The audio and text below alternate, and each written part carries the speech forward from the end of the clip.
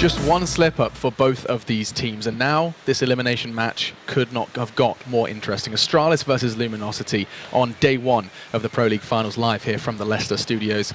Janko, Matt, it comes down to train. It is the final map, and the first port of call for us is going to have to be, for me specifically, how does a team be good at a map, statistically very good at a map, and yet not ever through a veto process choose it, even if it would favor them against a particular opponent? I can answer that in I'm talking about Astralis. A pretty simple way. Okay. Because the guy in charge of the vetoes himself doesn't particularly like it. On a personal level. Yeah, obviously he's going to listen to his team and he's going to take consideration, but I know Kerrigan himself is not very comfortable on it, and the rest of them are fairly average and confident on their other map pools, so more often than not, he kind of persuades them to go elsewhere.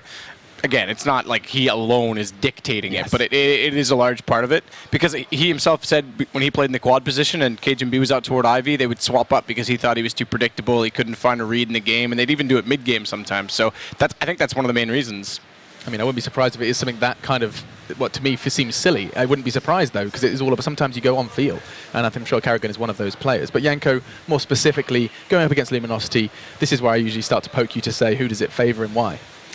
I have to say that it favors Luminosity from what I've seen recently. It has been traditionally a good map for Astralis, as you mentioned. They don't pick it, but they play it. But they haven't beaten best teams in the world on Train, right? They lose to Navi, they lost to Fnatic. They will beat those mid-tier teams on it. And Luminosity is an extremely good team on Train. They have a really good CT side. Again, the double AWP setup with Fallen and Cold Zera, extremely proficient. They have great pushes either towards B halls or towards Ivy. They're really, again, mobile on the CT side, put a lot of pressure on Ivy on the T side as well. So you really have to be on point individually to combat Luminosity on this map. And I want to put extra emphasis on Xipix on Astralis' team on the CT side, because he's the B player, the lone B player most of the time. And Luminosity also knows to go for these fast B pushes with not a lot of nades to apply pressure, to change the pace as well. And he's got to be on point in this game, because that's a big task. It's a huge task, because most teams go 4 people on the outer bomb side at the beginning, because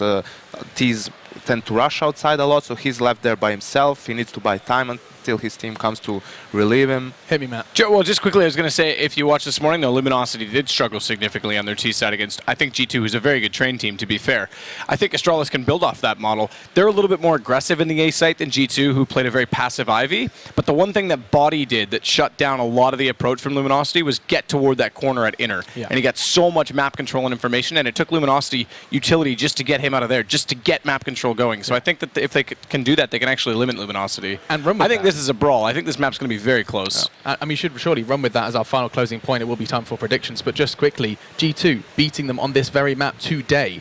Surely that has some impact on their mindset coming into this. I think it goes back to the same point we just made, though. I think Luminosity coming into this have been quite loose with their executions. Who's going to win this? Ooh, I guess if you're going to start with me, I have to stick with Luminosity was my prediction, but it wouldn't surprise me if Astralis can get a run of momentum going. Sitting on that fence. Just covering all the bases. Why not? Sticking with Luminosity, I just hope they learned from the game against G2 and they don't get overzealous on their T side with force buys and then maybe slow it down a little bit.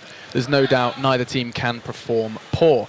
And I wonder what the score will be. In fact, it's also an app, and you can check it out on your phone. What it enables you to do is, I mean, it's got everything. It's got your scores, it's got your stats, and you can actually go on the move. I mean, you can't be sitting at your PC all day, and it enables you to go ahead and keep up to date with all the CSGO and esports news as well, of course, for League of Legends and Dota, if you're a multi-gaming man. So you can check that out, and we're about to begin the big one. It is just one map to determine which of Astralis and Luminosity will be going home with their tail between their legs and the word grouped tattooed on their back. Let's see.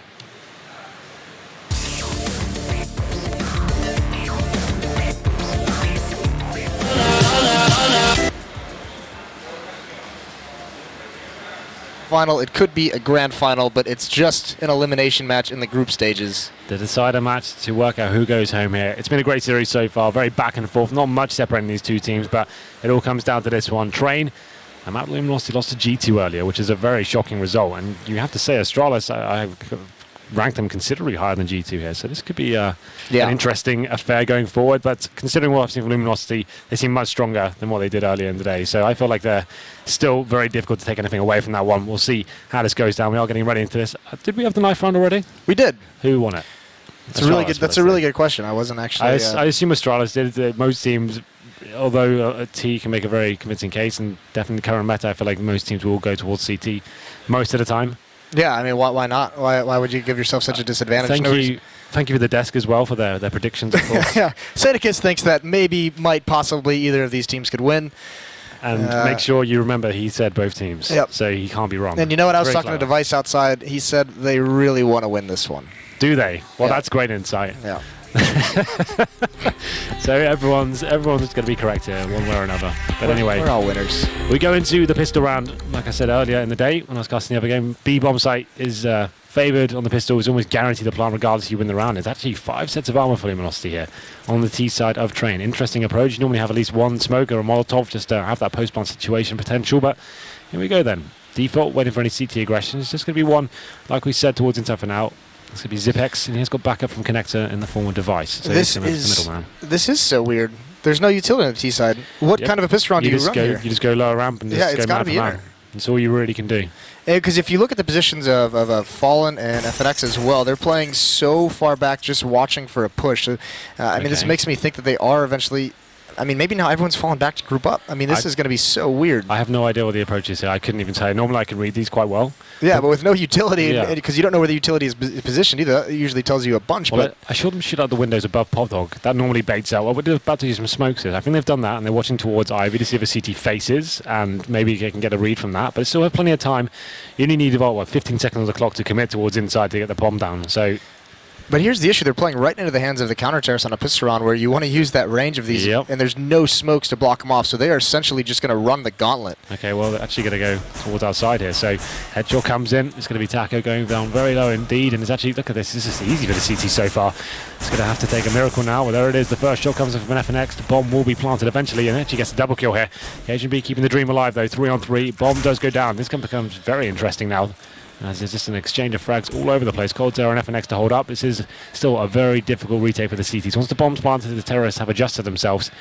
It's almost impossible to find these kills unless they give one away like that. Zipex gets the kill, and there it is.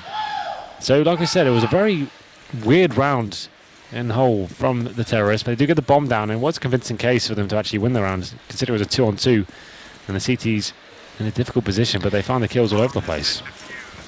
I mean, did you ever watch American Gladiator? I mean, I realize the Yeah, we had our own version in UK. It wasn't called UK Gladiators, it was just called Gladiators. There's like the Eliminator at the Yeah. end where they have the tennis balls on the perch. That's with the right, yeah. cannon. That's Yeah. what I feel like Luminosity just did. They just played the Eliminator strategy.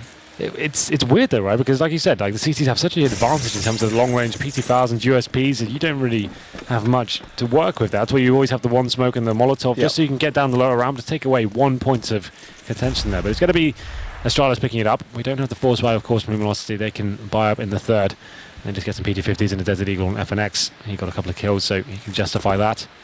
Second round, though, we can see 3 UMPs. We were discussing this weapon earlier.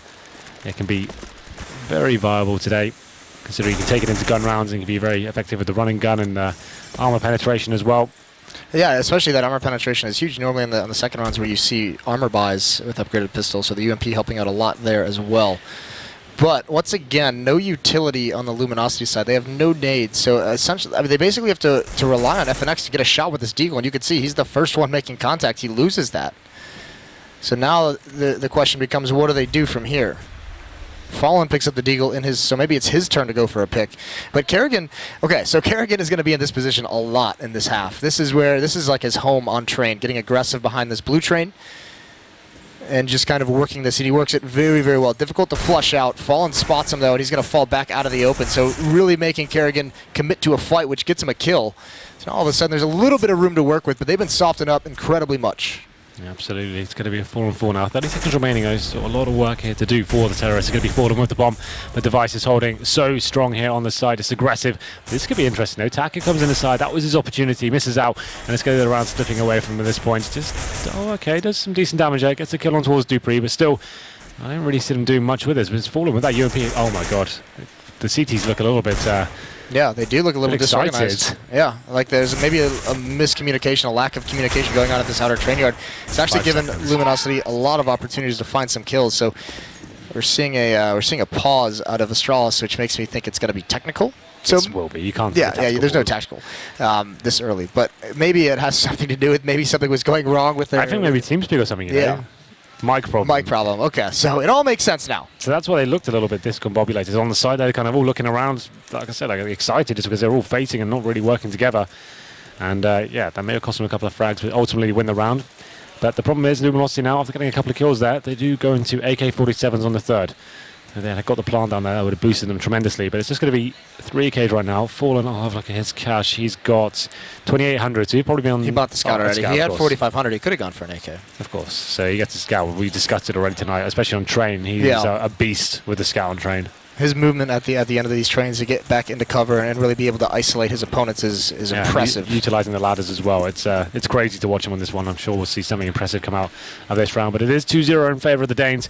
And it's like a set piece straight away from Luminosity here. Going to be throwing smokes out. And it's probably going to, I'm going to say, maybe it's a fake here, but considering the bomb's position. But it's actually going to be towards Pop Dog for now. So going to be committing towards outside. He'll be making his way out with a flashbang. First frag will be very important. Let's look at that thick smoke on the side. Nothing. No one's even out mid. Yeah, he's the only one out mid. What can you even do about that?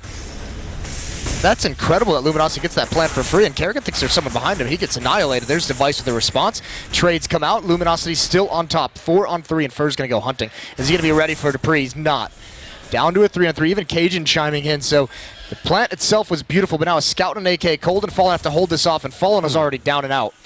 I always talk about this bomb site being very difficult to retake, but here we go then. 2 versus 1. Diffuse coming in. This could be a blunder. They haven't got the kit, so you need to be very careful. There it is.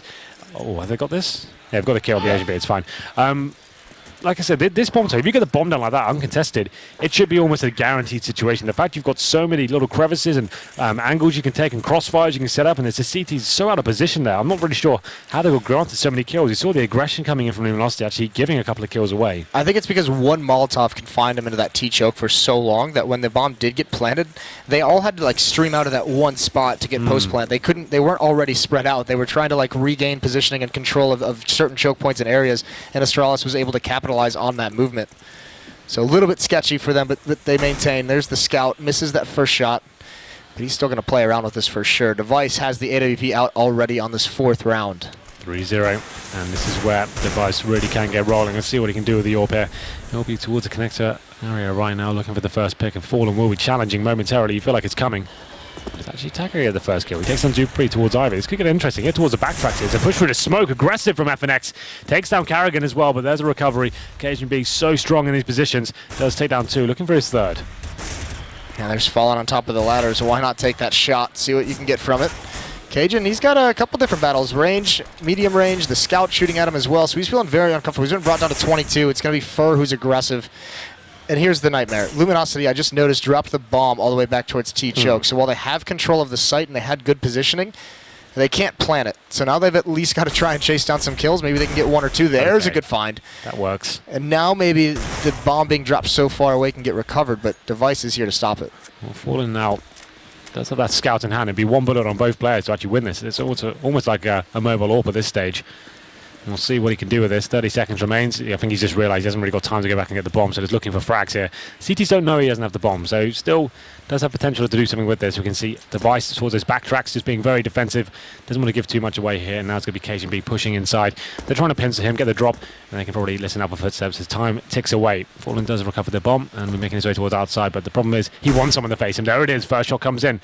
Cajun B coming in towards the back now. It's perfect, and actually Fallen, using his awareness, does realise that's a situation. We'll get a plant here as well. This could be very interesting. Oh, Fallen. He knows where he is as well. He heard the shot earlier. And he almost gets it. Quick flick doesn't work out, but he's down solo. Cajun trying to use the angles. One shot. There it is. Are you kidding? You could see it coming a mile away from Fallen. What a round. What a beast. It almost feels like the bomb being dropped might have been a little bit of a blessing, because when he goes back to get it, they lose track completely of where he is. They try to adjust themselves here. The problem is with that, they're not sticking together. Had they both been in connector or something like that and actually been together, they could actually be a lot more viable. They know he's got a scout. He still has to plant. Just let him plant and then just take him together at that stage. As soon as they separated, that's when it got very difficult indeed. Like I said, when they're low HP at that point, it's just a scout, it becomes an AWP. And it's a mobile AWP at that. He moves faster, he can jump. It actually is quite advantageous for him. But anyway, we go into the next round. Astralis have 4 sport, an open device, 3 pistols, and a scout on Carrigan. They're trying to reply in the same sort of fashion, but it's a double AWP setup for Luminosity. Fallen has taken some heavy damage, so something to work on from the CTs here, but let's see what Device can do. He's the only player with a real weapon now. And he'll be looking towards main entrance. Looking like an inside play, though, potentially from LG as they slowly edge players towards the halls there. A lot riding on this round for Astralis with this investment into it. Everything they have. Yeah, this could mean 2 for them, which it makes sense to kind of buy and take the risk here and see if they can make this all have some sort of impact. We've seen it before in this series, and why not? Again, though, Luminosity leaning heavily on this double up setup, even on the T side. We saw it on Overpass. I mean, it worked, I guess. They did win that map. Yep. I don't think that particular double up was super effective, but now on the T side, I mean, this slows things down considerably. I think this is a similar execution here. The 3 smokes. The smoke gets so thick on that bomb side. It's really difficult to hold it off. And here they're coming in, and you can see it now. If you just look at that bomb side, like, what can you really do about the flashbangs to hold them off? And it might be Luminosity slowing things down here. The bomb will be making its way in, but I'm not really sure how they can stop it. That certainly helps. Carrigan gets a shot on towards Fallen. He was low HP, of course. Bomb planted, though. No kits for the CTs. This becomes almost impossible at this stage, considering the circumstance. Let's see what they can do with it.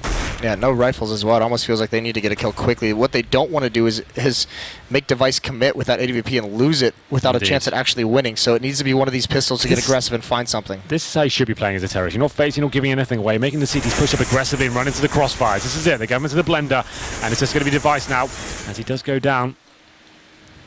And you no kit, he can't really do anything with this. Yeah, he can't, unless he had just somehow got lucky and got that kill right there. He's just going to fall away with it. See if he can pick off Taco as he retreats, and he is at least going to get that. So Astralis eliminates all 5 members of Luminosity. It's going to force a lot of rebuys to an economy that's really not that strong, so at least it's done the economic damage. The question is, with that many kills, can Astralis really afford to force buy into this next round? You almost think that would be the next logical decision because they have the money so low. I don't think so. I don't think that's considering their money. It just wouldn't be worth it. That's how you get yourself in the economic rut. Yeah, I mean, if you lose that round, that's where your economy for the whole half is just thrown to hell. You'll never get back into the game. So I think they have to take this one on the chin. Although it's quite tempting, like you said, they just would be still up against. There are still 4 rifles and an AWP. It's not like they've really broken them and gone down to SMGs. It's the situation where they would be almost throwing the game. Device still can have some impact here. If he can find the first pick and reposition himself and just be a little bit more dynamic, that could be viable. It's looking like they're going for that inside pick. CT2 spot them, but actually really committing to this. Going to be hunting that first player.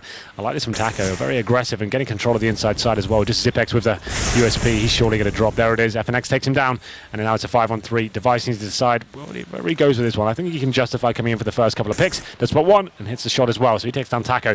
Oh, okay. That almost hit. I thought it did. As now he will be retreating, and then Dupree picked up an AK as well. Will he be trying to do the same? Yeah, I think he should. I think he needs to actually bail out and go with Device and just kind of babysit him, yeah. Although Device is going to get a pick at long range. Cold trying to kind of cut off that retreat.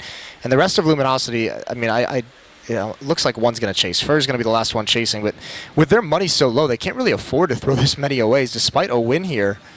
I mean, you can't keep rebuying like this. Astralis still has you 1 loss away from a save round. Well, let's see what they can do here. Dupree and Device with these upgraded weapons. Be great if they can take them to the next. Definitely will help boost the bank accounts across the board. And it looks like they will save here. We have got the player in the form of Fur hunting them. Here's where they might be towards that city spawn area, but it's going to be 3-3 here. Luminosity, after going 3-0 down, have made a very convincing case of himself in the gun rounds. And once again, Astralis will be forcing into this, but it's much more healthy this time with those saved weapons. It means they can get kits, they can get incendiary smokes, and it's looking pretty good for them going forward. 3-3. And it's just a single AWP setup this time for the Terrorists. Just to be fallen. Cold Zero back towards the AK. You feel like that's his natural habitat, although he's a very handy AWPer. I want to play like him, especially on a map like Train. You're trying to work as a unit, pushing up and towards bomb sites. You want him on the AK-47. It looks like it's going to be that very same execute, and this time Astralis is countering it perfectly. They're getting close up. They're saying, throw your smokes. I will get in front of them, and I will destroy you. Is that what they're saying? That is exactly what they're saying. But I think you're right. This is the perfect counter to. You can't allow them to plant the bomb with no frags being exchanged. Carrigan, although he's not known to play in his position anymore, he used to be very handy here, right up in front of main, and looking to get that first frag and falling back. He has got backup as well from Dupree. So let's see what they can do with this one. The smokes will be coming over, as you said. They're already thrown. Oh, really? And they've already expired. So I'm not quite sure what Luminosity is doing with this one. Maybe they're reading it itself. Maybe this is the mind games. They think maybe they have gotten close. There's Carrigan. He misses that kill, though. That's a critical kill to lose. The nade does decent damage, but it's going to force him back. Dupree now, awkward angle to deal with if you're cold, and he's going to fall away. He's going to smoke off behind him. Try and get a little bit more support from his teammates. Buying time. Does look like Taco's going to come right through that and find it, the aggressiveness. Cajun responds onto it, but he's feeling very lonely in this site.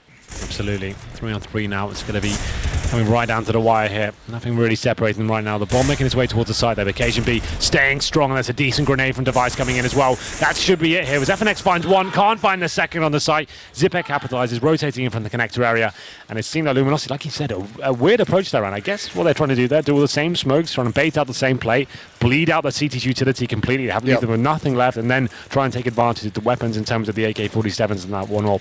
Didn't really work out that way. They got the first kill on towards Carrigan, close to main, but Dupree stepped up, got the kill, fell back, and made them force him into the next move, I guess. It's a really good idea. Unfortunately, there's no way for them to know that Astralis is playing so aggressive, because Astralis is just, they didn't want to use any of the nades. They had their guns out waiting for them to run into the crossfires. That's the thing. So that's it. It's Astralis adjusting and not really falling for the bait there. And it was a really good call from Luminosity. Like, considering how the rounds have gone down, that should have worked. But wasn't meant to be this time. And we go into round number 8. It's going to be a force buy from the Brazilians. It's going to be Device getting that first kill. But Zipek's dropped towards the inside. So a potential plant situation here. They have upgraded one of the dropped weapons to an AK. So 4 on 4. And next kill coming in. Naked 2 for Luminosity. Cajun and Device drop. So this is looking almost a certainty for the terrorist side here. Dupree and Carrigan rotating in. They have got kits, but Dupree, it's up to him. You feel like he has to make a kill here, but it's going to make it almost impossible. As his teammate drops, and he gives the position away after killing Fur as well. Just has to save here. So a disappointing round from Astralis, and that's going to be round 1. Subsequent round lost, full reset at this point. What a convincing attack from Luminosity. One pop flash to force back anyone who's just peeking up from the top of the ramp, and they don't slow down whatsoever. This is how they're winning rounds on overpass as well. If you remember, just going towards B, one flashbang over, and just making sure they're just swarming them with the aggressive firepower. This is the thing. You say this, so you could watch these demos back as like an upcoming CS team and say, oh, why don't we try this approach? The thing is, these guys are so sick of this game, and they can actually rely on these very basic fundamentals. That's why teams like Fnatic and these guys can actually rely on very, very basic CS, because they're so good at just working as a unit. They know they don't have to communicate too much to actually just have that amazing CS player like kind of game sense to know where they should be looking, how they should be backing up their teammates, refragging effectively, and it's hitting their shots. They've got godlike aim at this stage, right? So those surprise contact plays in towards these bomb sites can be very effective indeed. Well, and they know exactly what they're all doing. It's the first 2 Tech 9s that come through, push down the lanes, recover the weapons. Fallen sits on the ramp and just cuts off rotations. It's really, really well designed from Luminosity. The thing is with that, as soon as you push those Tech 9s down, they can be so deadly, because the smokes get deployed and they can run through, surprise them with little pop flashes and stuff like that. Tech 9, a very deadly weapon up close and personal, so the CT find a very hard time rotating at that point. The awkward thing was you saw Device there. He pushes up behind that first train, and normally there's a smoke down at lower ramp, so you have a little bit of cover to work with. Well, this time Luminosity didn't throw that smoke whatsoever. They just bum rushed through. So Device was caught out in the open. There's a good trade. Taco falls. There's an AK-47 salvage. 2 on the board. But Dupree's got to come up with something soon. He's got to get into the action. He has the armor. Well, we can see what they can do here. It's Dupree with that AK-47, as you said, but that double up setup coming out once again for Luminosity. Back at it again. And we'll see whether they can make this work. Going to have plenty of time to work with. 1 minute on the board. And it's FNX and Fur with the AKs backing them up. No one really committed to any sort of situation here. The bomb is going to be in the hands of Fallen, the AWP player, of course, as he makes his way towards inside by the looks of things. He's looking towards Pop Dog, but not meant to be. But surely, considering they have a smoke, make it 2 and a Molotov as well. It's just a case of getting the bomb down here.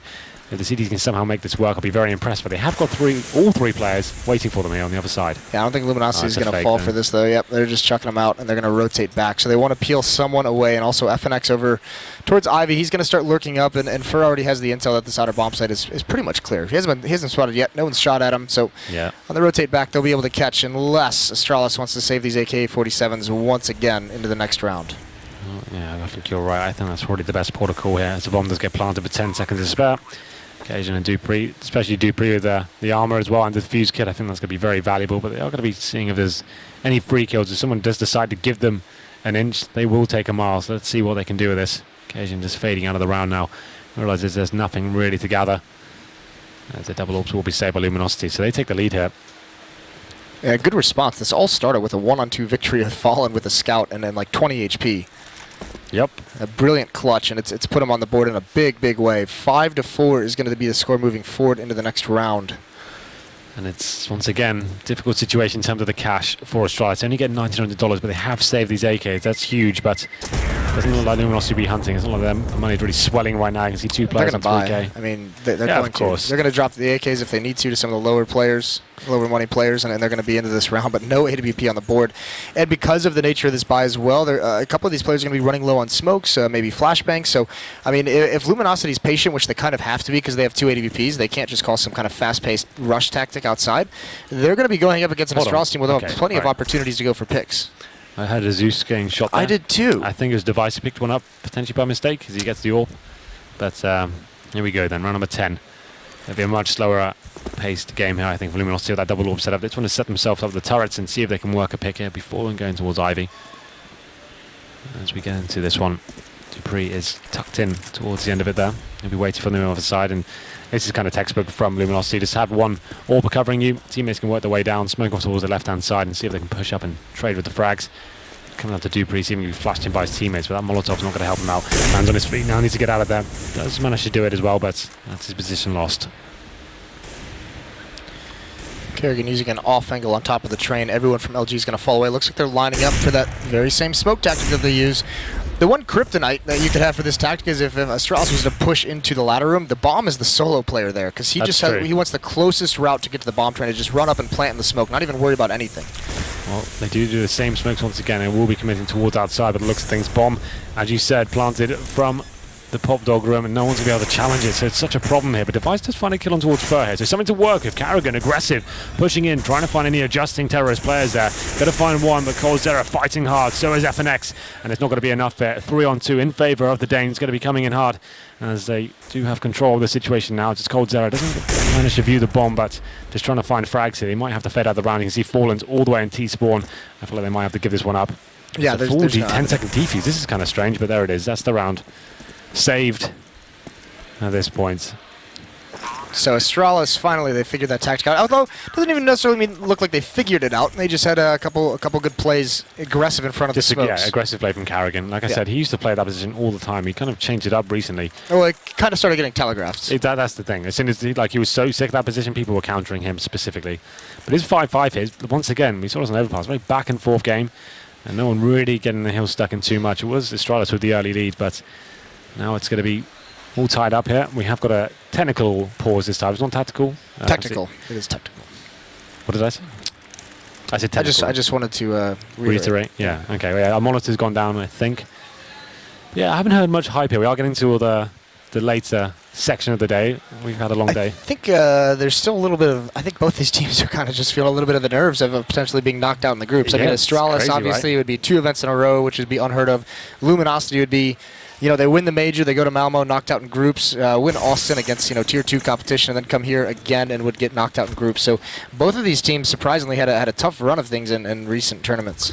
We'll see what this round has in store for us. It's Taco. They're going up a much more aggressive approach this time. The smokes do come out on Molotovs as well, but they're trying to find the early frags here, pushing through. This next frag could be huge, and there it is. Kerrigan once again going massive in his position, gets the first 2 kills, takes on Taco and Fallen. 5-on-3, and he still wants more here. Zipex chiming in, and it's going to be a clean round here. Like I said, Kerrigan just so good at moving these situations, seems to be able to negate all the terrorists and just take them down. Every time they're in the back, it looks like they just don't seem to be aware of his position, and that's what he was so good at before, and it seems like he's getting back into the rhythm of that position once again. Yeah, this is that is kind of the play that he was known for on this map, and it started getting directly countered by Molotovs, by smokes in the position, by nades in the position, so he kind of had to go away from it, but you can see why, how effective he can be there. Yeah, absolutely. Now the double AWP set up for Astralis. They're getting some serious cash here. I don't think this is the force from Luminosity. Just getting a little scout out and seeing whether Fallen can have that same sort of impact. 2 smokes, which to me suggests you'd go towards inside, but looking like they're going to be going for the outside split. Smoke towards potentially the left-hand side of Ivy, and then trying to smoke near the bomb as well to get a plant down. Kerrigan to spot them and decides to fall back here. Those smokes, oh my lord, Fallen 3 shots, and he misses 2 of them. That's a little bit unfortunate, but this is block Kerrigan off from helping outside. Fallen still trying to make something happen, but Device has had enough. Not this round. Taco going to come towards Ivy. He walked through the smoke last time I got a kill. This time he's going to go around the back, and Kerrigan's ready for it. Yeah, he takes him down. That's the round secured at this point. The bomb is going to be in the hands of coldzera, but his teammates are just dropping like flies around him. And now it is the 5-on-2. FNX and coldzera remain. And we'll see if they can actually do anything with this one. It's going to be coldzera is waiting in towards the pop dog room, and he will be the last player remaining as well now. Not really going to do too much here. At E-box, Just trying to make this Tech 9 headshot land, just getting everything dropped on him. He's managed to do a little bit of damage, but that's all he'll get here. 7-5 now, 3 rounds in a row for Astralis, and yes, the Julies are out. One of your favourite weapons, so I've been told. Yeah. Yeah. Interesting. He switches it out for the Tech 9 though, so that's a little bit of a bummer. We've seen Julies being purchased a lot more than pistols recently, at least we have, casting online in the ECS stuff. We've seen a lot of Julies and smoke come out. You've been casting mostly in NA games. Yeah. Yeah, how do you know? Did I give it away? Just wondering. Yeah. Well then. Popularized by Get Red, of course. The dualies. Yeah, he did love them for a bit. Doesn't seem like he indulges himself too often these days, but we'll see if he brings it back this event. Device with a chance here. That's Ooh. a sick shot. Cold, get out, swats him away. Yeah, that aggressive AWP is so high risk. If you do put it off and get the first pick, it can be so beneficial. And now he's going to actually force Terrace to try and get a repick here. They're going to be going towards the upper platform. The Device has repositioned himself, waiting for this pick to come in. Presumably a flash will be coming in through that window area before Taco faces. But not going to be happening just yet. They actually have committed all 4 players towards the B side now. They have got utility, 4 smokes and a Molotov. But let's see what the next move is. Zipex is going to be backing up Device as well. Here comes a smoke on lower ramp, so you Perfect, think, right? it's a little bit deep, so they can actually run through that, and they'll have vision when they land on the other side. It's the one scary part. Zipex, though, that Molotov, yeah, that helps a little bit. That's going to slow things down for sure. And now Astralis should know, with all the utility that's used, that this is a definite possibility. You can see they've cheated 1 rotate over. Yeah. Still plenty of people outside as well. Zipmix doing damage through the smoke. And there's Cajun B. This is going to be so tough for Luminosity. The problem is with Luminosity as well. They've got no presence on the map elsewhere. They have no idea what's coming in the back. They're fully committed at this stage. Have to just go for it. And 7X try and get the chance plant down. And it does work out. So at least they get something out of this round. Yeah, the bonus 800. It was pretty horrible, but Device going aggressive towards that lower ramp area gets one, like I said. And once you have... For people who don't understand that concept, if you don't have any presence on the map whatsoever, you have no idea whether a player is pushed up towards Pop Dog or T-Spawn. It's just not worth it at that stage to try and fall back and potentially run into an easy frag for the CTs. You might as well try and use the man pair while you have it before the CTs rotate over and take that chance. Obviously didn't really work out for Luminosity that time. It could have. It was the Molotov that Zipnix has that slows it down, just that extra timing to get that third player from Astralis over and just really, really set up a strong defense. Well, this is a force buy from Luminosity, so that bomb plan has tempted them into Tech 9's Galils. Well, the good news is with all the money they built up, they've been buying through this losing bonus with a couple plants as well, so they can keep the pressure on Astralis at least. Well, there we go, then round number 14. It's going to be the smokes towards outside. Looking like they're maybe... It's a fake, I think. A fake. Yes, it's all a ruse. Is it going to be the inside split from Connector? Oh, this is so beautiful if this works. Oh, this is so beautiful. It's only one player. Zipnix is about to be so surprised that he gets dropped. Luminosity first going to stay aggressive at the choke point, trying to delay this, and this is where those Tech 9s are really, really scary. Dupree does drop him. The bomb is going to get planted, and it's not as effective as it looked like it could have been. But that's a nice flashbang. Taco gets an easy kill. He gets traded off. Yeah, well, the terrorists have 2 Galils and an HE grenade to hold off 3 very angry Danes. And the problem is they have got the double AWPs here. Now it's just 2 AWPs and no rifle remaining. That's Cajun dropping. So they actually have the advantage, though, I'd say, considering the situation. It's going to be the pistol that does find Carrigan the kill, but it's going to be him to try and finish things off here. I think that's a fake defuse coming in. And doesn't look like Paul will be taking the bait, and he actually gets the kill as well. So that actually works out, Moses. It's a very roller coaster of a round, but you know what? It pays off in the end. So Luminosity, for anyone who didn't really see what was going on there, they did the smokes towards the outside area, trying to sell a fake that we're going towards outside, we're taking a vision away. But they're actually just trying to get 2 players towards that connector area. They're trying to set them up a little like tunnel almost out of smokes. And with flashbangs coming in, they split towards that inside side. And you saw Zipex there stuck between a rock and a hard place. He had to look between connector and lower ramp as well. Got completely wrecked by the Tech 9s as they came in. And the thing is, the double AWP setup really didn't work out for Astralis. The retake on that site with those AWPs. This works this time, though, as I go into this one. It's going to be the double AWPs actually wrecking this round. Device and Carrigan finding kills respectively. And it's going to be a 5-on-3 in their favour. And the Terrorists now with it all to play for on round number 15. Yeah, it's savagery with these ops on the Astralis side. 3 kills for them to open this round up. Cold is going to try and make his way around the smoke.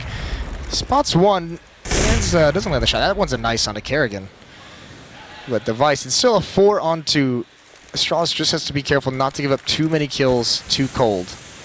He's trying to find some isolated players just to walk into his crosshair. All the meanwhile, though, Zipnix has a flank going on, and this would be huge. If Taco wins this battle, that would be so difficult for Astralis to deal with, but it's not going to happen. Taco's looking towards the ladder as he comes out, so it's all on Cold. He has the bomb. Okay. There's a nice kill.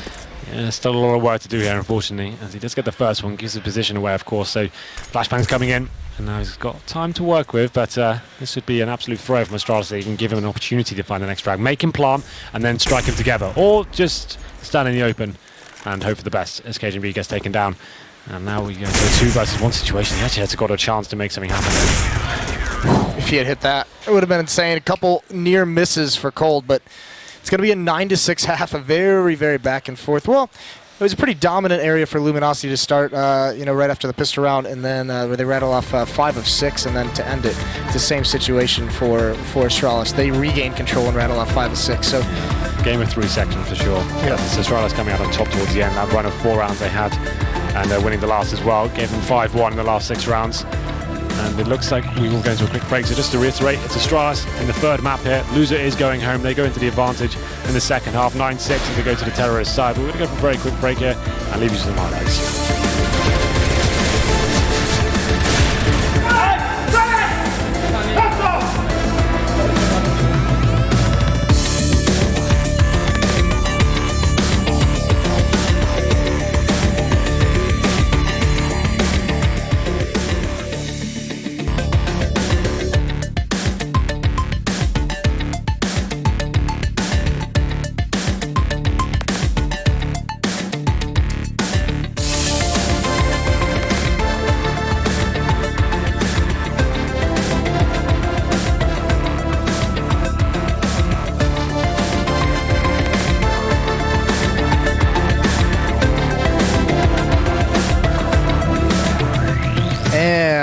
welcome back to the last half of this series that we're going to have here. One of these guys is going home, as we mentioned a couple times. Astralis or Luminosity is not going to be making the trip to London. What a shame. You got Leicester. Leicester's good, but London, now that's a city. That's where you want to be, Moses. Have you been before? I have never been to London. I'm excited. That's my hometown. So your stomping grounds? Yeah, we're going to see some sights there. I'm going to show you some things you've never seen before, in more ways than one. So look out for that. Oh, good, good. I feel like all the dangerous stuff I've already seen before. So yeah, you've seen most of it, but when I'm in my natural environment, that's when it goes next level. So we'll see what happens there. But it looks like we are going to the second half. It's going to be Astralis on the T side now. And it was an interesting approach from Luminosity. You remember, they actually went into the 5 sets of armor on train, which is very unheard of, I have to say. Yeah, this is in this second half. This is going to be a huge battle here. This is going to be tough for Astralis. At least we don't have to be as curious because Kerrigan has smoke flash, so we might be able to have a little bit of an indication of what's coming. And actually, it looks like it's going to be a smoke and a flash for Ivy because it's going to be a 4-man rush. This is old school stuff. Yeah, they want to just go backtracks here and swarm towards that CD spawn area. Occasionally gets the first kill. He's at the Fallen now with a double kill. Looking for the third here. Gets away somehow. Amazing response from him. Looking for more here as Dupree takes down his teammate in the form of FNX. Now a 3-on-3 and Fallen still wants to find frags here. But you know what? I think he's done enough work. Took so much aggro away from his teammate coming in CD spawn. They've actually managed to shut this down. The idea from Astralis there was smoke off to the right and then the swarm towards the CT spawn area and potentially backstabbing towards the inside site. And you can see that's what Kerrigan had in mind. He was going to be coming down the lower ramp as they were doing that. And by all rights, it should have worked if not for the drive-by of Fallen. That was And now sick. look, there's even a flank coming in. Cold is wrapping around, but unfortunately he's going to go towards the inner bomb site. I think Device heard him, yeah. So now he's got a chance. He's got the bomb here in hand, so he doesn't want to rush the situation. He still has a minute to play with, and obviously Coldzera has no idea, but he's got a great position. This is... the hunter has become the hunted, Henry. Oh, let's see whether Device can capitalize. There it is. Simple procedure. Executes him in the most brutal fashion. Sorry, that was a bit dramatic. But you know, got to build these things up. 2-on-2 now, and now Fallen with that low HP has already found 2 kills at round. He's got the kit, and they will just be turtling up towards connector and outside. The bummer is that it's all on Device, right? He's the only one with HP on these last 2 remaining members, and he has no clue. Fallen is just going to win this round by pure movement. His positioning right now is impeccable, GG. and it's going to be a free kill onto Kerrigan. And now Device has nothing to do with it. Make sure he gets that ball. He found the kill. He couldn't transfer over. He thought Taco was coming from above, but you could see the idea was there. The possibility was there. Every little bit of utility counts here. Get the kits, get the upgraded pistols, see what you can salvage. But yeah, like you said, Fallen just wins that round, hands down. It should have worked really nicely. It's got a simple approach from Astralis. They had Kerrigan. Oh, hello. It was actually Zipex doing a little bit of team damage there. What the point I want to make is Carrigan's getting towards main entrance. He's smoking towards the right-hand side from the T point of view of Salari there, and they're trying to rush towards the backtracks and just stay as a 5-man unit and just completely swarm the CTs there. But a ridiculous round from Forley. He comes around and gets 2 kills. They're all jumping all over the place. Somehow managed to stay alive as well. And great movement, great teamwork, decent synergy. They got a little bit. They did get a little bit spread out. It seemed like Dupree was trying to chase down Fall, and he was like, "I've been battling this guy for so long, and I can't let him get away with what he did." And he falls. To me and my friends, it was too much. But of course, Astralis could be buying up AKs in the next round. But they do find a kill here. Occasionally, with the Desert Eagle, takes down Fur. He only had the MP9. There's a decent response there. HE grenade comes in from FNX. Still a 4-on-4. They will be picking up a Desert Eagle. There it is. And seeing with a Dupree, one of the better players with the Eagle in Europe. I'd say Nico's probably the best, but Dupree's up there. Yeah, I don't think that's too much of an argument. Yeah, and Cajun passing that over to the higher HP player, so we'll have to see how he can do this. And it's a pretty centralized setup out of Luminosity. One up in the balcony on the outer yard, one in the connector, and one towards the inner site. So Fallen's going to have an easy rotate no matter where they go, and same with that third player. Is pretty centralized to the rotation point on this map. There we go then. Well, in terms of options, they are limited for Astralis. Just hoping someone can find the next Desert Eagle headshot, but they're going to be bum rushing down towards that lower ramp and hoping Taco misses out on the spray here. I don't see it happening. I think he could get all 3 kills there. Yeah, that is the one option they have, is get a Deagle headshot onto Taco and see what comes. And there's the first, there's the second, and you're a prophet. Maybe. Nope. Oh, come on. Give me a... I was so close. It was 4 HP on Garrigan. Please. Okay, declated. Did he? Yeah, he did. Does that on Pop Dog? Yeah, I don't know. Maybe, I don't know if it was intended. Or to deny them $300. Yeah. What did you say? Every little bit counts? Yeah, pretty deep mind games if he's going for that one, guys. I'm going to deny the 300. And how much does it cost when you die in this game? It's not a team kill. So when I don't think it costs anything. So that's pretty sick. Maybe that is that deep mind game. Just deny the $300. Kerrigan. But it's the case. I thought it was like something redundant, like $200 or something if you could kill yourself. I'm not sure. That's something I didn't really look into in the rulebook. No, I'm pretty sure it's just. I think the loss of pride is enough. Fair enough. Well then, we are 9-8, and this is the buy coming in from Astralis. Still, in terms of the weaponry, I'd say they have a slight advantage. You can see a UMP and a scout for the CTs, and they have got the 5 smokes here. Let's see what they decide to do going into this next one. It's going to be Coldzera committed heavily towards the IV position, but he smoked it out, giving himself some time, just some shots towards the server, just in case there is a boost. Here's the tough part for Astralis, is at times we see utility used over towards Ivy, even towards the box halls, towards the inner bomb site, to allow terrorist teams to get into good positions to execute from there, to push back defenses and gain map control. Yeah. There's not enough on the Astralis side to really do that. They don't have a whole lot of nades to do something like that. They essentially have to save most of these for any kind of execute they want to do, because they're setting up for a pinch onto this outer site with 2 alley, 2 coming down ladder, and 1 coming out mid. He's got the bomb as well. It's going to be Carrigan. Still have 4 smokes here, so they're trying to just see if we can get the CTs to show anything, just find some little bit of information, just to bait them out. Looks like Zipex will be baiting towards inside with Dupree, seeing if they can keep 2 players out. We're just working for now. Taco and Fur towards inside, and 3 turtle together on the outside bomb site. So you'd assume this is almost the last play coming in. Astralis setting themselves up for some outside smokes. I'm going to guess that's where the bomb coming in, as they seem to have left the inside side as well now, so they will be committing to this. And the smokes come over. That's the game up, and you assume that the rotation will come in from the CTs now. Well, Dupree taking a lot of damage, but he has to get out to support his team. There's only 2 smokes there. It's not that smoke-heavy execute that we saw Luminosity do. Cold's holding back Ivy. There's some damage from the scout as well. Luminosity very happy to give up this plant as long as they do this kind of damage. Now they just have to sustain. There's a swarm on the site. That's Kerrigan, who can't get anything done. Doesn't even do much damage. Cajun responds. But, I mean, these terrorists are so softened up. This flank from Fur could be huge. Dupree's got a huge job to do. And actually, I mean, they've got Zipnix, who's got to watch this flank at some point, but too many of his teammates are dying, and that's going to be an easy kill coming down the ladder for Fur. And now you can see him get the hype. Yep, they're back. It was a little bit of a lull in the shouting, but it's back for sure now, as Luminosity do tie things up in 9-9. And they're just so disciplined in those situations. No one's forcing it. No one's actually giving anything away and like dropping a frag without anything in return. They're making sure they've got perfect positions there and have opportunities to refrag coming into it. So Astralis do get the bomb down pretty uncontested, but like you said, so much damage being done with the grenades, and this, the scout coming in as well, and it's tagging them in the crossfires.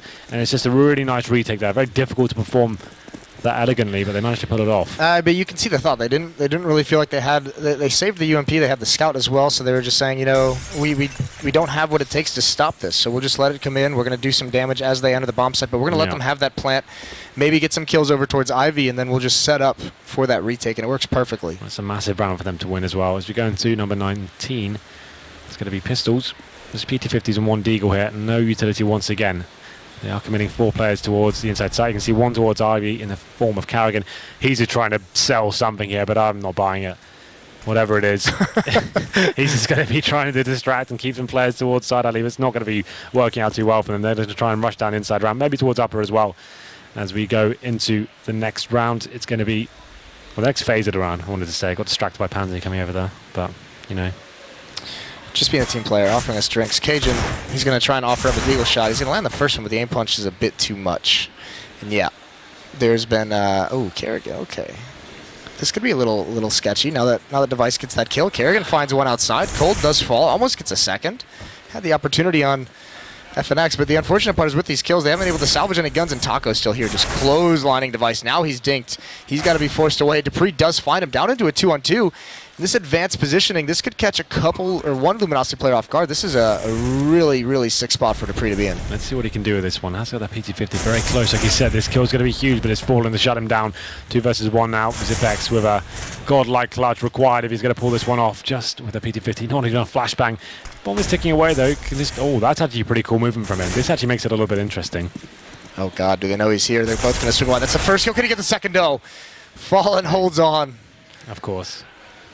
And he's got the kit as well and will be defusing. So, although Astralis had nothing really to work with there, it's actually the play from Carrigan, which you said probably wasn't going to amount to too much. He actually finds some decent positioning, finds the kill towards outside, and makes it a lot more uncomfortable for the TTs. They drop 4 weapons there. Yeah, it is a nice kill for Kerrigan, but it's the kill from Device that really allows it to happen, because that pulls the attention away just enough on that outer bomb Just as site. he's doing it, yeah. Yep. Well, now it's a double orb setup for Luminosity. Money still being established here, even after losing so many players, but we'll see how this one works out for them. Of course, Device back on the orb himself, and once again, nothing really separating this team. It's 10-9, still all to play for here.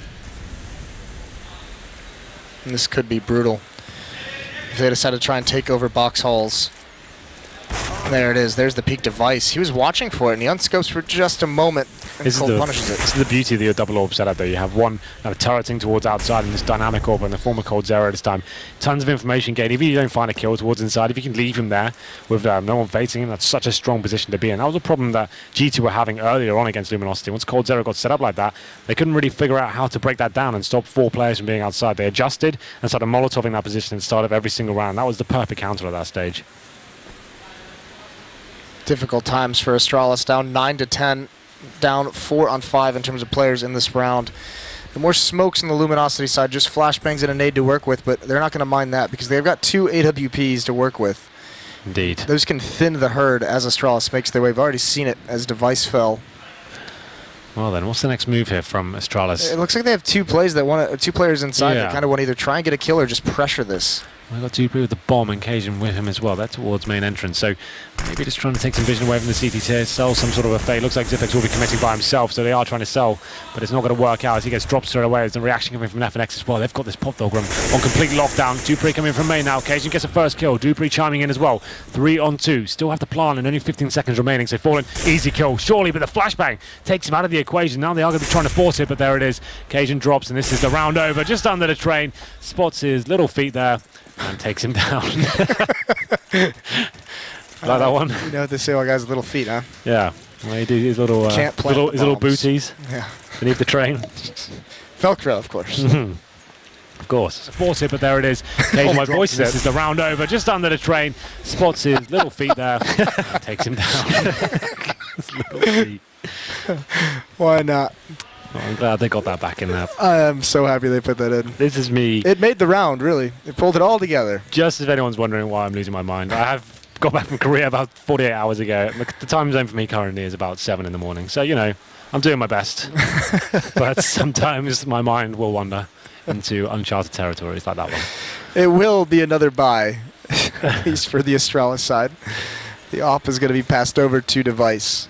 But they've got to start getting on the board, and they've got to do it quickly, because some of the monies start building up on the LG side. You can see Taco with 6,100, Cold with 3,500. And they've got to, I mean, they just need, flat out, they just need to start putting rounds on the board. This is going to start getting away from them very, very quickly if they can't. Well, yeah, it's currently 5-0 for Luminosity in the second half, looking very strong indeed, winning. The bomb's gone down 3 times as well, been in lots of clutch situations, and it's just Luminosity coming out on top, and these retakes every single time. Looking like a very well-oiled machine right now. As we go into round number 21. The buy is okay for Astralis. Like I said, it's bomb going down and maximum loss bonus as well. The tough part, the tough part is because they have the maximum loss bonus, which is, I mean, not great, but at least you have that much money, but you need to get plants down if you want everything you need. There's an opening kill from Device. That's huge. Fur responds onto Cajun. Dupree wants to push forward, but he can't, so he's going to have to pop flash himself through the smoke. But he doesn't go for Fur, actually. Fur is completely blind, and he's fortunate that Dupree did not continue forward. There we go then, 4-on-4 situation. Astralis have got control of the outside side as well. We can see Dupree that is waiting behind the smoke, seeing if he can find anyone here, but it's Device that gets to drop on towards Fallen. Something to work with here now, but they still have to deal with FNX. He's on the bomb site, just negating all the terrorists on the side. That's a very decent play from Dupree as he finds Fur, and now surely they can get this round. It's a 4-on-2. Still need to find the plant, but don't need to rush this situation. Don't need to get the bomb down. Just try and make sure you're keeping players alive and wait for the CD to make the mistakes. There it is. Device drops FNX, and that's going to be the round over at this point. Playing very well here. That's a great round, especially from Device. He gets 4 kills and just locking it down. They didn't have to force himself into unfavorable situations and force a risky bomb plant. Just get the frags in your favor and making sure you're actually working together and holding each other's angles. I think Luminosity has a really tough decision to make here. 2 players, one 1400, one 1700. They're going to have to drop weapons over, so this could deplete them. Or no, they're just going to drop an op over to Fallen. Okay, so this is kind of that half measure. They drop the op over, they invest in some pistols. So they don't currently use everything they have, but like you said earlier, Fallen with the AWP can win them rounds all by himself, and he's going to go for it. Do not try this at home, kids, but that's going to be working out for Fallen. He pushes towards Ivy and gets that first kill on towards Cage. And going to be struggling here. He's burning away, and it's Dupree that comes out on top. Very well reacted there. So they wanted to shut him down as quickly as possible there. Don't let him get away. As soon as he repositions himself, it becomes even more dangerous. But he does find the first kill, but the man advantage is still firmly in favor of Astralis. Oh, Device, that's no good. That's a scary play from Device. Yeah. Bit of a stinker, was it? I could feel it. I didn't see it. Oh no, Fur, Zipnik's the trigger control. He's waiting. Now he picks up the AK-47. Now he's got a beautiful angle, but the aim punch is too unfortunate. And Device survived his stinker, as you so eloquently put it. To survive the stinker. Well, 3-on-2 now. It's going to be surely Astralis winning the round. As I said, though, Taco finds one. There it is. Device. He's had a great series so far and is hitting everything in front of him, apart from that one, of course. And it's going to be FNX who is going to be the last player, 2-on-1. And there it is. He finishes things off. It's 11-11. And for whatever reason, you have to make a wish when that scoreline comes in, Moses. So if you had one wish, what would it be right now? Oh, I would wish that Liquid had beat MIP. Yeah? Yeah. Why is that? Just don't want to. It's just so devastating, isn't it? Like, you got to feel bad for the guys. Well, we'll work on that. I'm not sure that will be coming true, but, you know, we'll do it. Probably not. Probably not. Either way, 11-11. Okay, the force buy, yeah. The wish aside, yeah. Oh, no, it's actually not too much. It's just, okay, I didn't see the armor there. So they're just going for another quasi-buy, as you would say, with the CZs and Max 7s and the Scout. It's going to be Astralis lighting the scoreboard up here. Zipex and Device coming in first and just taking control of the round. Once again, don't have to commit once you find these kills. You don't have to rush. You know you've got the advantage in terms of the manpower and the firepower. But FNX comes in and finds a lonely Zipex there above Pop Dog. Yeah, Fallen now's got to try and man this down, and he's not going to be able to do it. For now, Astralis, they seem convincing in these last few rounds. First, the 4-kill from Device has got them started on a 3-round streak. It's been mostly against pistols. They had one, and that was Fallen with that AWP that Dupree was able to neutralize very, very well. But these last 3 rounds, Astralis has not had an issue. Look at the bank that they've built up. They can sustain losses, they can lose a round and still be able to buy. This is huge now for Luminosity. The money is okay for Luminosity in terms of the buy they have this round, but it's still everyone going down to about $0 here, so if you're very careful going forward. It's a fast play coming in from the Danes here. Molotovs towards the side alley there, and now it's going to be Fallen boosting up, seeing if he can find his first pick. A lot of pressure towards his way now, stuck on the ladder. Cajun B finds a first frag towards FNX, and they've got control of the outside side once again. So they come down to Fallen though. He's obviously the biggest scalp to take it, and will he be stepping up? Of course he will. Takes down Dupree. Yeah, and that's unfortunate. Dupree makes that peak. Cajun has no HP. That would have been a better one, and he's still being aggressive. Fallen's still going for this, and they're so scared to move forward. Oh no, his little feet. The little booties. They'll come back and get you. And it's going to be the Molotov forcing Fallen out of position here. So he had got vision of the terrorist, and we're going to see how this one works out for him. Hit the 1-minute mark, and Astralis still with control of the outside bomb site. Devices is waiting for a CT player to be caught out of position towards our backtracks area. I think this is the right move to make. Surely someone's going to adjust himself, and it's going to be Cold Zera, presumably, as he is just watching towards Ivy. Could be A little bit too up front, but let's see what Device can do here. I like this from Astralis. Let your big time, let your superstar make the play. Device slowly working up. Cajun's working with him. They're staying very measured, progressing up these lanes.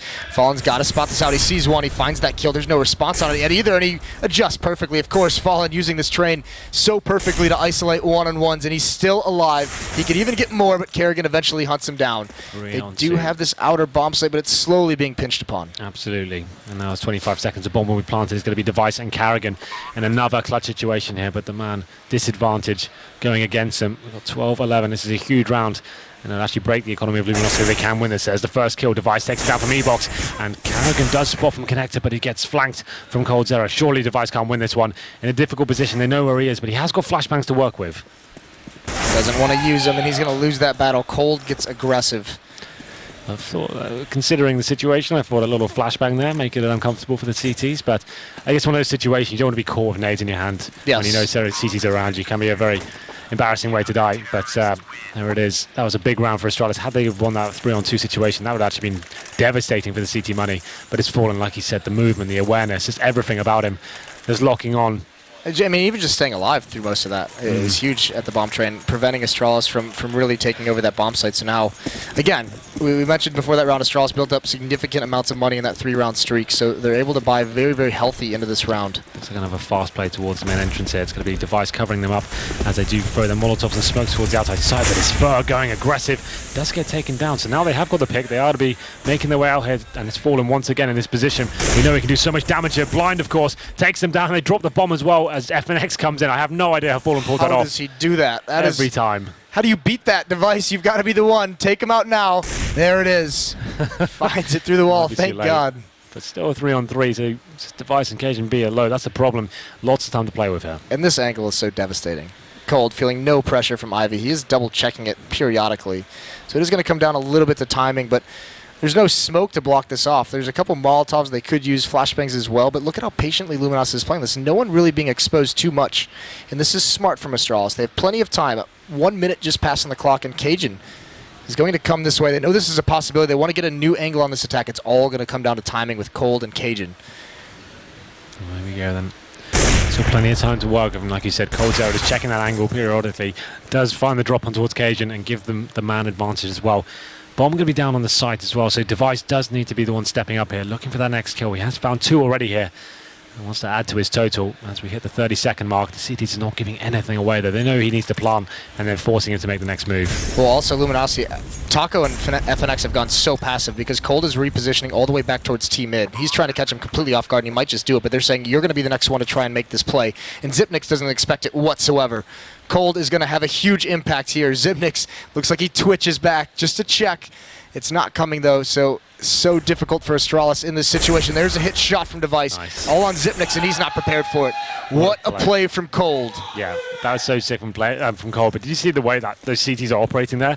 They're happy for someone to die towards the connector there. They know someone's there to get the refract straight away. As soon as the shot's fired at the AWP, he's fating. There's no way he can possibly take a second shot. There's not enough time. He drops him, and like you said, Cold Zero is waiting patiently for his chance to show. He's got low HP, waits for the aggro to come towards those 2 guys and gets the final kill there. It's another big round for Luminosity to win. It's 13-12. Such a back and forth affair, but it's 2 in a row now for the Brazilians. We're going to round number 26. The money is starting to dwindle now for Astralis. They have got the AWP, and it's a Gilo and a Tech 9 and 2 AKs to back him up. You can see Device with a lack of utility here, but he has been so phenomenal. He's currently on 32 frags, Moses, so he is having another great game here. Definitely not choking against some of the top teams. Phenomenal series from Device as a whole in these 3 maps. Yeah, this has been incredible out of him, this series. Tough, though, for Astralis, because what do you do here? You've had these outside executes, these very aggressive, very slow-paced, aggressive tactics towards outside, and you've gotten to post-plant situations. You've gotten it down into 2-on-2s and 2-on-3s and 3-on-3s. So it's working. You just can't close these rounds out. Do you go away from that?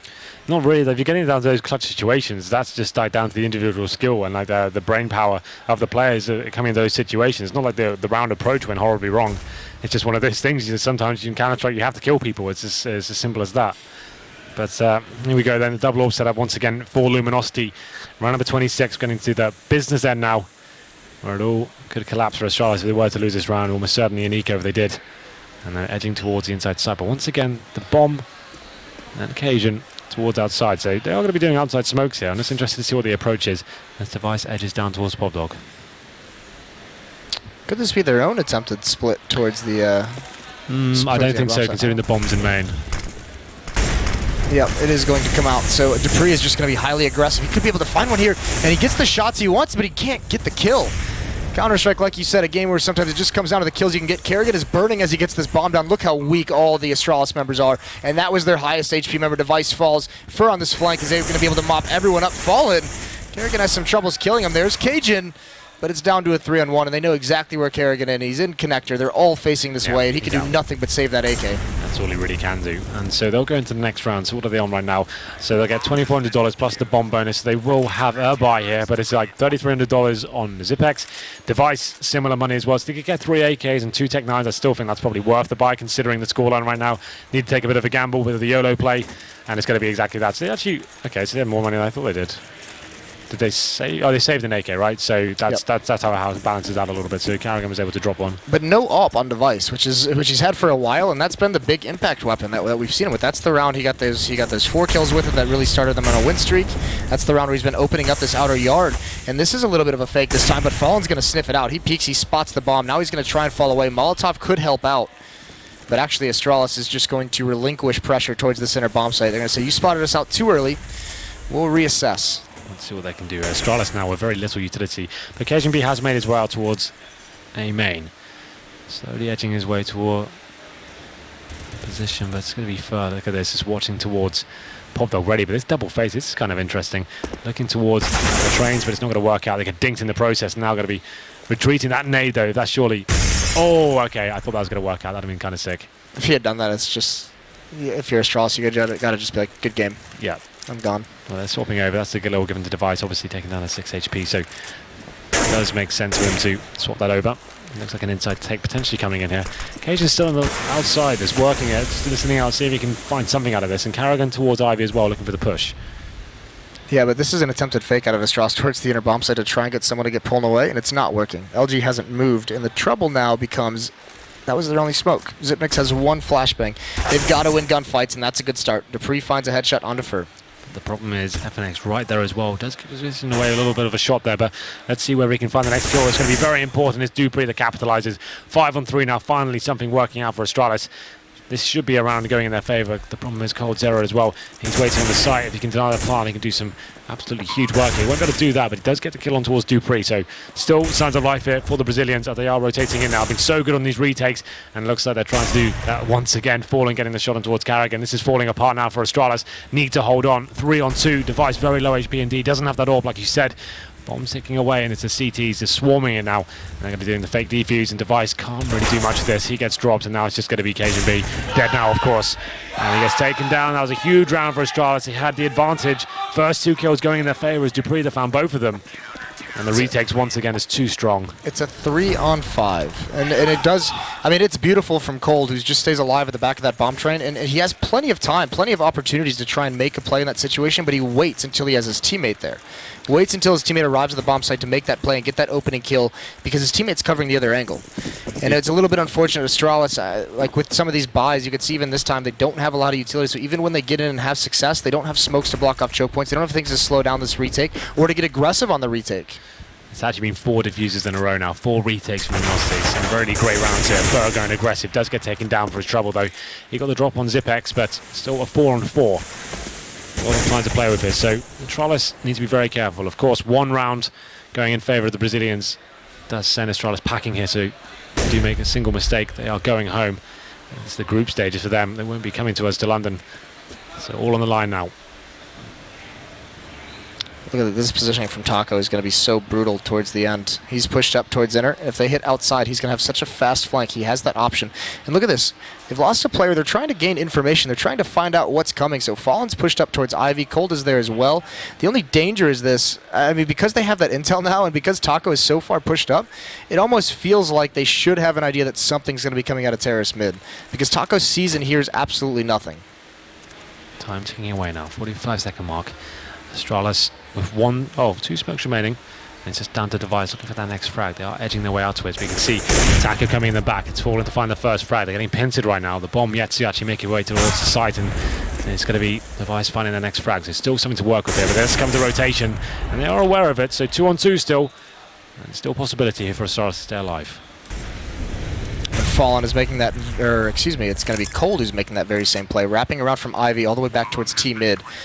Where are these post-plant positions going to come into play? Device has no armor. He's got to hit this opening shot, and this is a really sick off angle. I don't know if Cold is going to be prepared for it. What? But FNX saves him from behind. That's sick. That is so You unfortunate. see the chemistry there? Have you seen those two guys? It's like he didn't face until his teammate checked it out for him. Yeah, that's so dirty. FNX, beautifully done, and now it's all on Cajun in this 1-on-2 to save the tournament life of Astralis. Playing towards Hell, towards the green train. Here's the click on the defuse, and he's going to peek out. He's going to get that kill. Oh, that was very nearly done it. But he should be able to win this one out. Doesn't look like Cold's going to be going for it. He's not dedicated. So Astralis are going to stay alive, but they lose all 5 members. They have nothing to bring forward into this next round. The money is still not strong. No op this time, which again, Device, at least he had 2 kills that round with it. So where are they going to find those? Still not great for the CTs though, you know. They've only got about 2,500 on the remaining. Taco can drop a weapon. Cold Zero has saved an AK. We've got a pause coming in. It's a timeout for the CT. So Luminosity taking this now. And round number 29 has gone the full distance here. This has been a best of 3. If you've missed the beginning section of this game, where have you been? It's been an absolute barn burner, as you Americans would say, Moses. Do we say barn burner? Is that I think American Scoot phrase? says it, and I've just started saying it for some reason. Scoots. I mean, that's like a saying from the 30s. I don't know that. A saying from the 30s.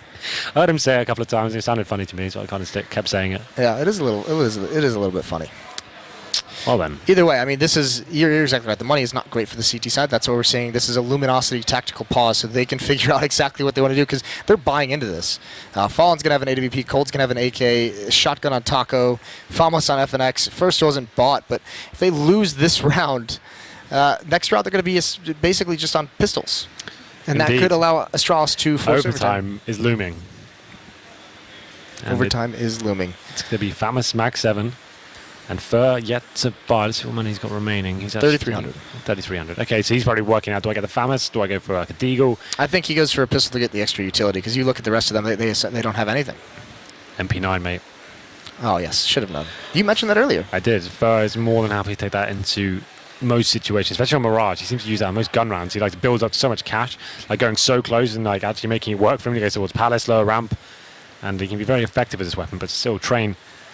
It's not the easiest, almost viable situation for it. Let's see what happens. It's actually kind of crazy to look at the scores in this match because you have Device on 34, Cajun on 27, and they're the 2 highest fraggers on the server, and their team is behind by 2 rounds. Matt even mentioned Carrigan doesn't like this map in terms of his own performance, and I think he was right again. It's 12 for 21.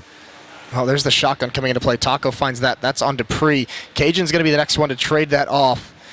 Zipnix is isolated back towards T-mid. There's the sound. Molotovs are out. Cajun coming around backside. FNX. He's got to win this battle. That nade helps out so much. Forces Cajun B away, but it's Device who takes up the positioning. Not able to find the kill, and they're blocked off by smoke. Indeed. Still equal exchange here. HMD with the HP disadvantage. Those shots coming so close to taking someone down. Not going to happen just yet. As FNX is spraying off everything he could, trying to do some damage. It just tickles Device there a little bit. But now they need to decide their next move. They've got 1 smoke and a couple of flashbangs remaining. And it's going to be facing again from FNX. It does get flashed in the process though, but takes Cajun even further down as we enter the 1 minute mark. There's that final smoke being deployed. I think it had a gap in it as well, so you need to be careful from the flank. Taco holding strong towards the Poplar area, and we have got Cold Zero in the connector as well. Oh, if Kerrigan looks to his right, he might see the gun barrel. I think he can. I just don't think he's noticed it yet. Yeah. They have to know Taco's in ladder room somewhere, and there's also going to be a quick flank from Fallen at the top of ladder right now, so Kerrigan has got a big job to do. Does Taco peek this? Gun switch. That was a risky gun switch. That was a very risky gun switch, making me sweat a little bit. Kerrigan, here it is. He's going to be in action. There's the op. Second player comes out. Nice work from Taco and Fallen. And once again, this refacing a perfect time here. 4-on-3 now. This could be it. It's the advantage towards Luminosity. Bomb ticking away though. Someone needs to step up from Astralis and find the next kill. It's not happening yet. 4-on-2 now. Cajun on low HP as well. Bomb ticking away. Still has a chance if he can find this next one, but it's not going to happen. And there it is. It's going to be GG. It will be Luminosity taking the 3rd map as the defuse comes in. It's 16-13 and 2-1 in this series. We say goodbye to Astralis. And there it is. Luminosity booked themselves a place in London. It's not so much hype as I was expecting. Expecting to go crazy. Yeah, today... Yeah, that's such an unfortunate turn of events for Astralis. And we mentioned this is kind of that nightmare scenario where they're going to have to be having flashbacks to Pro League Season 1. It just seems like when they come into Pro Leagues now, this is some difficult times for them. Indeed. But I mean, what a series! And you have to say, great performance out of Luminosity, obviously great performance out of Astralis as well. Device showing up in a big way. Absolutely. Always been questions about him in big games. That'd be so gutting for him, like especially for him, like this series in general, from not just this last map, that's obviously going to be the highlight, but this series in general from Device was ridiculous. great performance this throughout. This does carrying them so strong there to be fun, aggressive pitch all over the place, and it's like multiple frags almost every single round it felt, especially on Train. He's held on so long. Fallen now so with a long. double kill, looking for the third here, gets away. There you are. That'll be a great round. The others are trying to force it, but there it is. It is. With the round over, just under the Train. Oh no, they cut it off. Just baiting us there. Yeah, they were a little bit. Well then, Moses, what can you say about that one? What can you say about that one? I mean, listen, what you can say is congratulations to Luminosity. That was a very well-played series. So we're going to head down to the analyst desk.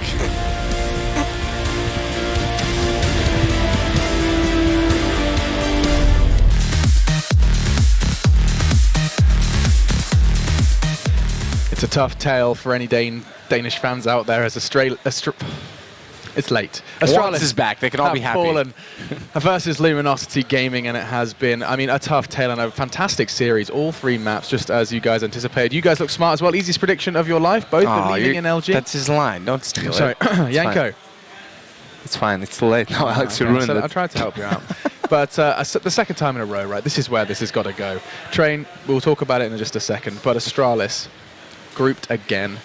Happened in Malmo, we said this doesn't happen normally. This isn't right. This is not what this is uncharacteristic of the Danes, and they've just come here to a, $500,000 league and got grouped Okay, together. but we need to take into account that in Malmo they lost to NIP, who went on to win the whole thing, and here they were forced to play against Luminosity. Obviously, it's their own fault in a sense that Yes. they lost the opening matches in both of these tournaments, but it's not. They did drop out, losing to like amazing teams, Sure. right? I mean, it's the 16-7 versus Optic that will haunt them. And at some point, that argument can't hold up forever. They do have to learn to beat these teams. It's some of the same reasons why they haven't won large championships to begin with. But, yeah, I mean, you do raise a good point. They're losing to the top teams. The problem is, and when they look back at this, what they can be more upset with about, because this was a decent series. They played this very well, and the last 2 maps were very closely contested. A couple overcommitted fakes. We'll come back to, like you said, we'll come back to Train. But the bigger thing is just the lack of attention that they gave Optic, the overcommitment and overzealousness by which they played them and peaked them and aggressively on Inferno. And I mean, that was unacceptable for a top team, especially a team like Astralis that we often say doesn't get upset by lower tier teams. So that was quite surprising. However, the final closing point on this will be Train, and we need to just talk about that one just so everyone can get their head around that conceding of the loss. No, it wasn't clear at until towards the end that we knew where that was actually going to go in the end. I mean, it was a proper third map. Yeah. Both teams, they split pistol rounds, and Fallen had a really quiet first half, and he's probably the driving force of Luminosity on Train. But this is why I hate stats. He had 4 kills in the first half, and one of those rounds was that crazy clutch round he managed to win, and one of the most important rounds in the whole game, right? Then switching on to the second half, he finally showed up, and I think this is like, again, a typical Astralis story in a sense that towards the end of the second half, you could see that there were a lot of clutch rounds, a lot of 3v3s, 3v4s. The last round of the game was a 5v3 for Astralis, 5v4. They even lost a 5v3 before that. So in those rounds, basically, Astralis shouldn't lose those rounds, and it just feels that, I hate to say the word choke when it comes to that, but it just seems that they crumble under pressure in those situations. Probably the communication isn't as crisp. Players are a bit off individually. We saw that in that round where they had the Tech 9 buy when Dupree jumped into the bomb site. He probably should have gotten that kill that would have created total disarray in Luminosity's defense. It didn't happen. It went Luminosity's way, so it was really, really close towards the very end. LG made less mistakes. Is that where we're going to kind of pin it? Well, I kind of want to look at it in a different fashion. I want to say that they tidied themselves up in a lot of ways because, as you say, it did come to clutches. A lot of those clutches were retakes on the A site. Yeah. And all of us say it across the board, and everyone who plays the game knows it. Train is one of the hardest maps to retake because there's so many angles you have to clear out, so many little burrows by which the T's can, nest themselves in and wait for you to go for the defuse. Yeah. So 2 things kind of happen. First and foremost, we talked about sloppy team play throughout from Luminosity. They were very tight on the retakes. They were playing it as a team. They were coordinated as a team. Even on the second last round when they knew Cold Zero was going to be flanking them out, FNX peaks perfectly to take down the player that's likely looking toward him. Their timings were excellent. At the same time, I think Astralis overfaced in a number of situations. The very last round, Zipix facing before they're even on the bomb, gets taken down by the second player jumping up, just getting on top of the train to get information. Just a little bit of overcommitment. And you kind of touched on as well, just the whole fact of the pressure getting to them. I don't think it's that at all. Being in the room, it's LG from the major versus Liquid, who knows they can win in any situation, getting absolutely pumped, and you can hear it through the stream. They're yelling every time they win a round. Astralis is a sigh of relief every time they win a round. They're just getting through this, and it's almost a lack of confidence in situations like this now, as much as it's a choke, as much as it's a pressure. It's just, I don't even think they believe in themselves when it starts to mount like that against them. And surely at this point it is hard to build confidence when you're in that situation. You're sitting there like, we've got so much to prove, and then you lose maps, and then you start losing, you get grouped, you're not grouped by Optic, but you lose a map to Optic, and you sit there going, oh my god, now Luminosity. The confidence it's very hard to have that going into a game like a series like that. Despite picking up perhaps a map, you still know there's a third around the corner, and it must be tough for Astralis, there's no doubt about it. But with that said, we'll take this as a moment of inflection. Inflection? I'm not done, Alex. I saw that coming. I know you're not done. I know you're not done. But if we could just go back to round 11. No. we need to point out Device. I think he had 84 kills in this best of 3, really played his heart out. KGB on the last map as well, but it shows that you could see at Luminosity's side of the scoreboard, it was pretty even across the board. Sure. So when it comes to these tier 1 teams playing each other, it has to be a team effort in the end.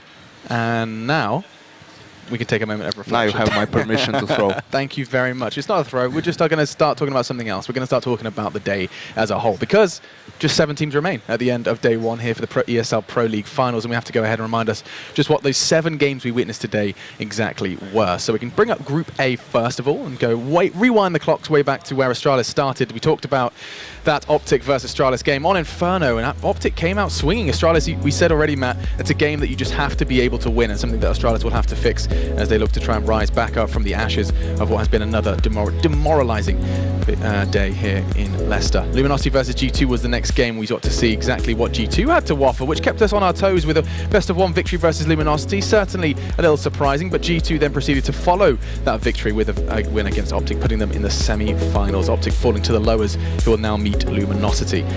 And you were all aware of the last best of 3, the losers game. It was Astralis Luminosity. It's such a weird twist of fate for us to get there, but indeed, the defending major champions had to battle versus undoubtedly still a top 4, top 5 team. Astralis fall and into Group B. An interesting one. Fnatic versus Cloud9. This is where Fnatic, of course, Fnatic not operating at full capacity. No Olaf Meister, still managed to thrive versus the North American presence.